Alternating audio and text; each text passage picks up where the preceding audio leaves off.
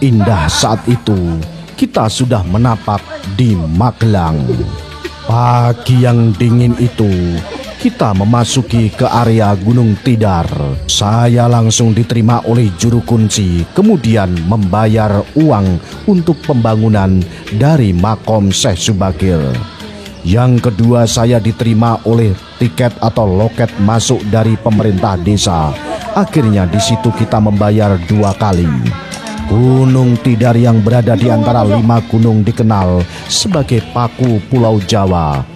Di gunung itu ada makam sepanjang 7 meter yang diyakini sebagai makam tombak pusaka Syekh Subakir untuk menaklukkan Raja Jin penguasa Gunung Tidar. Syekh Subakir baru separuh, kita naik lagi pemirsa. Ayo. Masyarakat Pulau Jawa tentu tak asing lagi mendengar kemasyhuran Gunung Tidar. Konon, gunung di jantung Magelang ini disebut-sebut sebagai paku tanah Jawa. Gunung Tidar berada di tengah-tengah 5 gunung, yakni Gunung Merapi, Gunung Merbabu, Gunung Menoreh, Gunung Sumbing, dan Gunung Telomoyo. Gunung itu hanya bertinggian 503 meter di atas permukaan laut. Bukit itu dipenuhi vegetasi pohon pinus, cemara, dan salak sangat lebat. Karena itulah kota Magelang berhawa sejuk sehingga layak jadi salah satu kota tempat tinggal pensiunan selain Yogyakarta.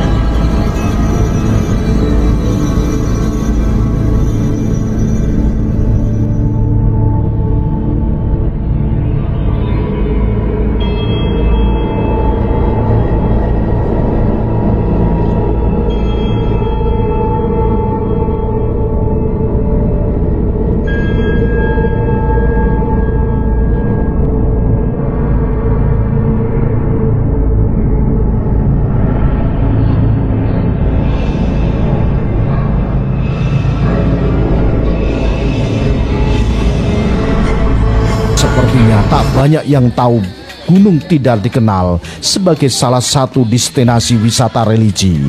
Di puncak Tidar ada makam 3 tokoh penting, yakni Syekh Subakir, Kiai Sepanjang, dan Kiai Aismoyo atau Kiai Semar. Setelah kita menapaki anak tangga yang kurang lebih jauhnya 1,5 kilometer, kita berada di makom Syekh Subakir. Setelah kita berwawancara langsung dengan juru kunci saat itu, kita melaksanakan doa bersama, kemudian menuju ke makom Kiai Sepanjang. Makom 7 meter tak jauh dari makom Syekh Subakir di dalam cungkup panjang saat itu. Makam lain di puncak Tidar berada di sisi tenggara adalah makam Kiai Semar. Makam itu terbilang unik. Cungkup makam Kiai Semar berbentuk kerucut berwarna kuning, mirip tumpeng raksasa. Bangunan makam dililit ornamen patung naga di keempat sisi. Itu membuat makam Kiai Semar memancarkan aura tersendiri. Gebang makam terkunci rapat, hanya dibuka pada waktu tertentu oleh sang juru kunci. Setelah meninggalkan makom Kiai Semar, sampailah kita di puncak Tidar. Namun tak seperti dibayangkan. Puncak Tidar hanya sebuah lapangan cukup luas. Di lapangan itu berdiri kukuh monumen Akademi Militer atau Akmil yang menjulang tinggi. Monumen itu sekaligus sebagai penanda Gunung Tidar masih merupakan kawasan Akmil. Lapangan itu juga digunakan sebagai tempat para taruna Akmil melaksanakan salah satu prosesi tahunan. Di situ juga ada tugu kecil dengan tulisan Jawa dikelilingi pagar besi yang bertuliskan So, merupakan simbol paku Pulau Jawa.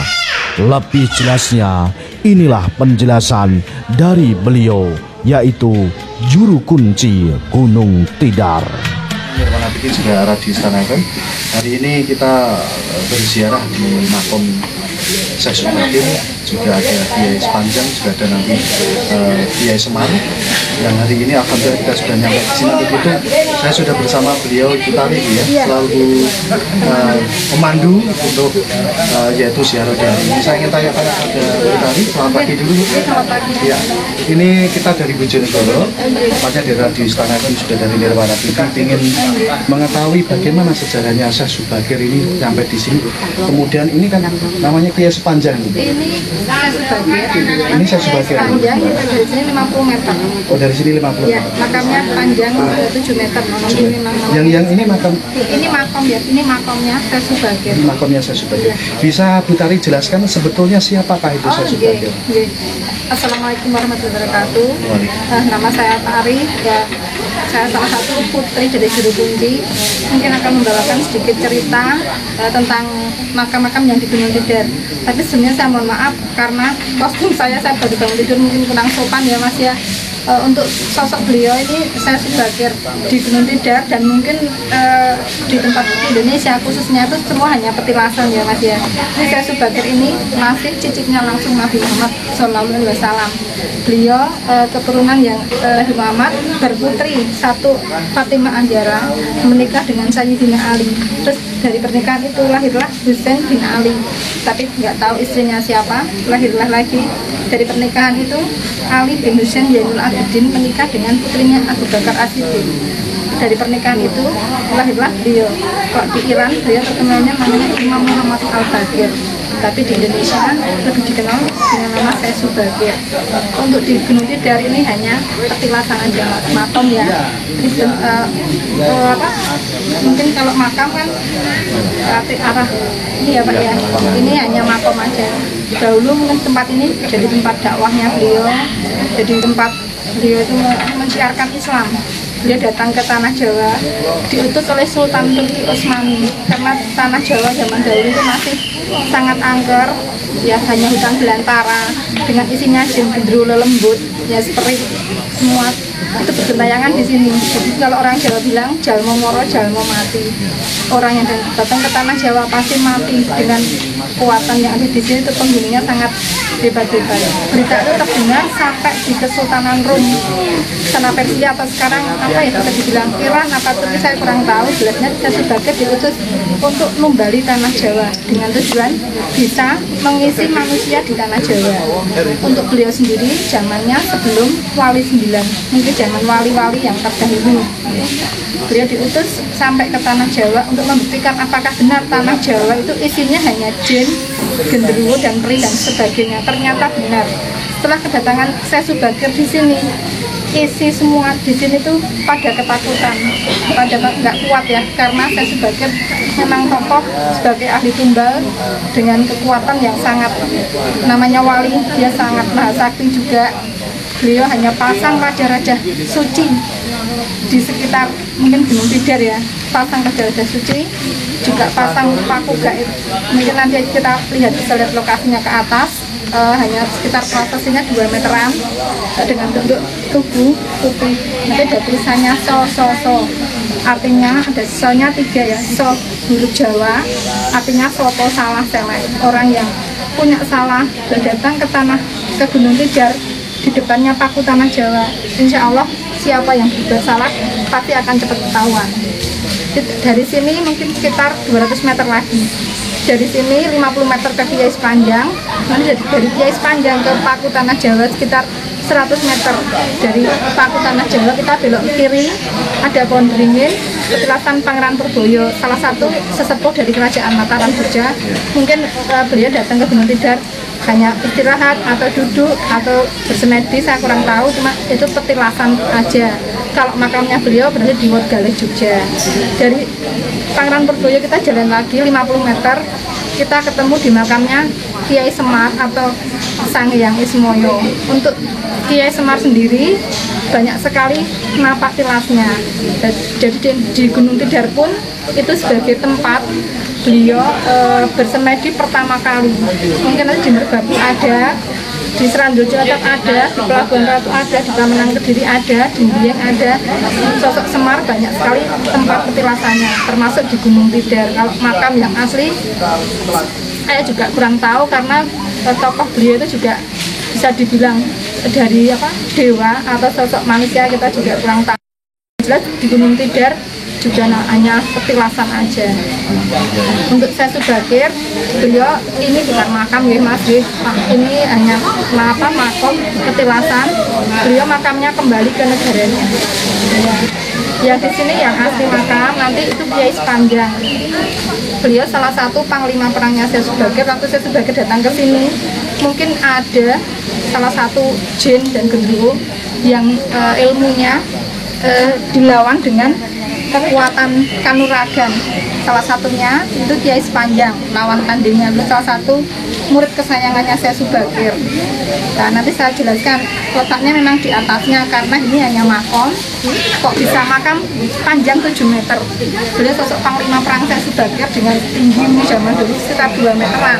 Tapi karena beliau waktu jadi panglima perangnya Syekh Subakir, beliau masih mau berbuat kesalahan, ya masih suka mungkin mencuri, masih suka meninggalkan ajaran sholat. Yang tadinya panglima perangnya Syekh Subakir, dia berubah menjadi tombak panjang dengan panjang 7 meter. Itu yang asli makam. Cuma dibilang, hei manusia, sekeras-kerasnya besi aja masih bisa ditekuk, dilipat-lipat. Kenapa hatimu lebih keras dari besi? Sikapmu, sifatmu lebih keras dari besi. Yang tadinya manusia dengan kekar, beliau diucap oleh seorang wali berubah jadi tombak panjang dengan kepanjangan 7 meter. Nanti bisa dilihat dari sini 50 meter. Tapi bagaimanapun juga beliau salah satu murid kesayangannya Syekh Subakir. Ya, untuk tokoh untuk paku sendiri itu nanti cuma tinggi 2 meteran, salah satu tumbalnya Syekh Subakir. Tanah Jawa ya, itu salah satu penyeimbang antara Jawa Tengah, Jawa Barat, Jawa Timur, itu tengah-tengahnya Pulau Jawa. Nanti bisa dikersani di atas. Dan untuk yang lain-lain nanti kalau ada yang kurang jelas bisa ditanyakan lagi Mas. Untuk sekian dulu, mungkin ada kekurangannya. Saya mohon maaf. Akhir kata, wassalamualaikum warahmatullahi wabarakatuh. Terima kasih Bu Tari ya informasinya, wawancaranya hari ini. Baik pemirsa, kita langsung pada jamaah yang akan dipimpin langsung oleh Romo Yemim Takuroman untuk memberikan doa bersama di makom Syekh Subakir ini. Terima kasih. Langsung kita menuju ke para ziarah.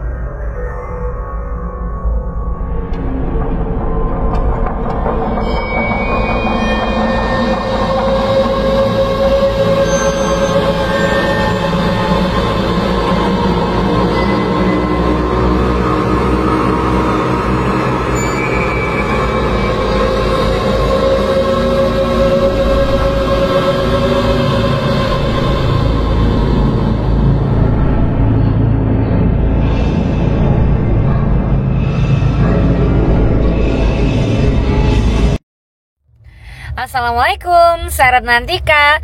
Untuk Gmaters jangan lupa subscribe, like, dan komen di channel YouTube Gmat Radio Istana FM. Dan pokoknya share di sosmed kalian semuanya ya. Salam Gmaters, salam satu misteri.